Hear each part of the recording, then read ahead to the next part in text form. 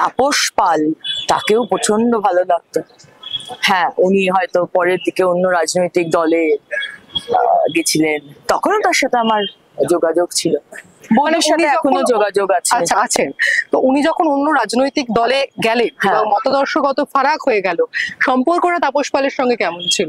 তাপস পালের সাথে আমি প্রতিবাদ করেছিলাম যখন তাপসদা একটি কমেন্ট করেছিলেন মহিলাদের নিয়ে।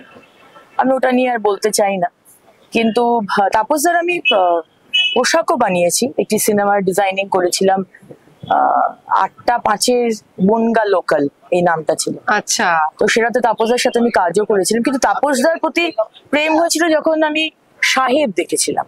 এবং আমি নিউ টাউনে আমাদের কোয়ার্টার ছিল বানপুরে, আসানসোলে।